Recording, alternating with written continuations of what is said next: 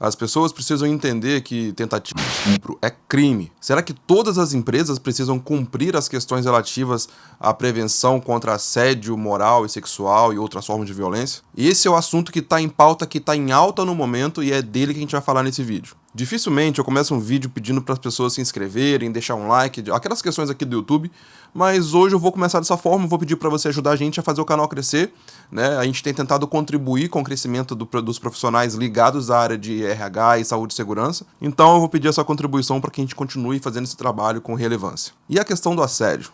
Muitos profissionais ficaram se perguntando por que esse tema entrou na pauta da NR5 lá no final de 2022 e início de 2023. Ao final de agosto de 2024, quando a NR1 é atualizada e é divulgado as questões dos riscos psicossociais, a gente começa a entender um pouco melhor qual era a intenção dos legisladores quando eles começaram a trabalhar esses temas dentro das normas regulamentadoras de segurança do trabalho. Então agora fica fácil de entender questões relativas a assédio moral, assédio sexual, bullying, outras formas de violência dentro do ambiente de trabalho, com certeza são gatilhos para riscos psicossociais, e é por isso que isso aparece desde 2022 já nas normas e agora consolidado através da NR1 com os riscos psicossociais. Então agora é o seguinte, eu preciso tentar explicar para vocês algumas questões muito importantes. As primeiras eu vou responder para vocês aquilo que eu coloquei no começo do vídeo, as duas questões que eu coloquei lá.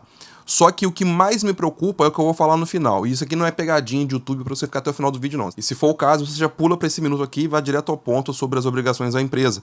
Agora, existe ainda uma grande questão relativa à tentativa de estupro. E eu não deveria falar esse tema aqui, porque senão pode ser que o YouTube venha punir o canal pelas palavras que estão sendo usadas, então talvez eu vou tentar dar uma mascarada nas palavras, tá? Mas quando a gente fala de assédio, a gente está dizendo de intenção de uma pessoa se relacionar com outra, ou algo nesse sentido, onde não existe limitação de espaço, onde uma pessoa não prende a outra num espaço, não existe toque físico. Obviamente existe um treinamento para isso, e esse treinamento, eu estou deixando o link dele aqui, é um treinamento que as empresas podem oferecer para os seus funcionários e cumprir a legislação, eu vou falar dele mais para frente, tá? Onde a gente consegue abordar esse assunto com mais facilidade e mais abertura.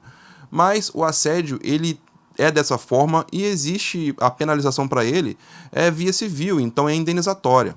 Quando a gente fala de tentativa de estupro, que você entendeu agora, o que eu estou querendo dizer para você é que quando é configurado de fato, então houve algum tipo de abuso e tudo mais, a penalização pode ser por via de cárcere, então estou falando de prisão. Então são coisas que a gente tem que entender de forma diferenciada.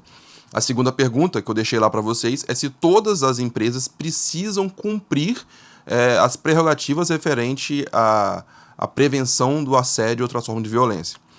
Por via de norma, não, seriam as empresas que têm CIPA. É esse o texto que está lá, tanto na NR5 e depois ratificado na NR1. Entretanto, eu preciso deixar para vocês que se o gerenciamento de riscos, o GRO, agora incorpora os riscos psicossociais e assédio é uma questão específica de riscos psicossociais, possivelmente, é fácil dizer para você que todas as empresas elas precisam ter algum tipo de cuidado na prevenção contra assédio e outras formas de violência. E aí a gente vai para a questão mais importante, que é as regras que a NR5 trouxe, que as empresas precisam cumprir. Depois, como eu disse para vocês, foi ratificado, foi reforçado pela NR1, e eu não tenho visto um movimento das empresas em prol disso. Elas têm feito alguma coisa, mas atendem um requisito e o outro não. Então quero falar para vocês dos 3 requisitos que está sendo pedido, e a gente vai tentar desmembrar eles um pouquinho para que vocês consigam entender. Então a primeira questão as empresas precisam incluir diretrizes contra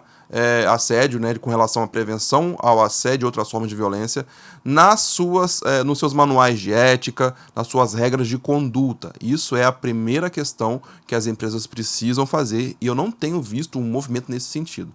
Não é nada muito mirabolante, mas ela precisa ter isso lá escrito.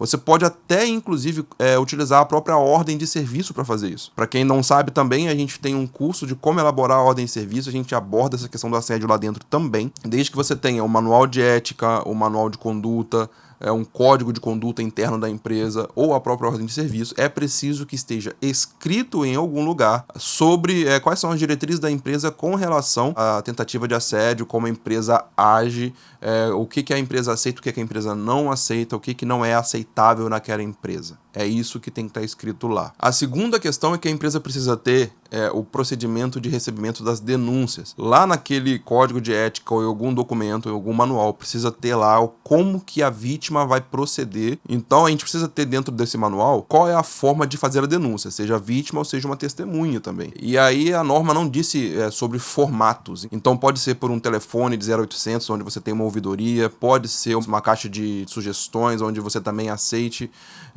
a questão das denúncias, pode ser um e-mail. Você, dentro da sua empresa, vai definir essa forma, a forma mais aceitável. O que você precisa aqui nesse momento agora é resguardar, tem que ser garantido, não é que é obrigatório. Tem pessoas que podem fazer essa denúncia cara a cara, com nominal, mas tem que ser garantido o anonimato. Tá? Então, se a pessoa quiser optar por fazer uma denúncia anônima, ela pode. Aqui tem um parêntese. O maior medo das empresas, quando se fala de denúncia, é algo chamado calúnia. É uma denúncia falsa com a intenção de prejudicar outra pessoa. E aí, nesse caso, a empresa tem que, de fato, instaurar um inquérito, um procedimento de investigação para apurar aquela denúncia. As denúncias anônimas, elas são mais fracas nesse sentido. E se você for perguntar para alguém da Polícia Civil, eles também vão afirmar isso. Denúncias anônimas, elas não é que elas não são aceitas ou elas são fracas, mas é porque é mais difícil apurar os dados. Mas é uma garantia que qualquer pessoa tem esse direito para resguardar ela mesma até de retaliação de outras pessoas dentro da empresa, e dentro do procedimento de denúncia tem que ser resguardado esse direito ao denunciante. Então a gente tem agora a terceira obrigação da empresa, que é capacitar os seus trabalhadores. Então todos os trabalhadores precisam ser informados sobre os procedimentos e as diretrizes da empresa com relação à prevenção contra assédio e outras formas de violência. Além disso, a cada 12 meses deve haver uma campanha, deve haver alguma ação que atinja a todos os trabalhadores como uma forma de reciclagem com relação à prevenção de assédio e outras formas de violência.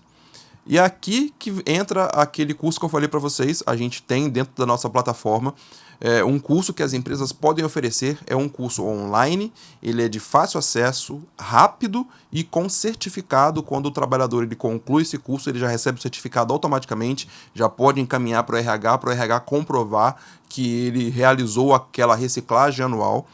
E a gente oferece esse curso a um preço absurdamente barato. Eu vou deixar o link na descrição para você dar uma conferida lá e ver que é o melhor custo-benefício que você vai ter aí para a capacitação da sua empresa. E se você tem um volume grande de funcionários, a gente tem um pacote diferenciado e é só você entrar em contato com a gente, uma das nossas redes sociais ou nosso e-mail, e a gente vai conversar lá. Então agora fica claro para a gente o porquê, desse assunto ter entrado na pauta da NR5, quando a NR1 agora trouxe os riscos psicossociais. Então você precisa manter o seu ambiente saudável também do ponto de vista mental.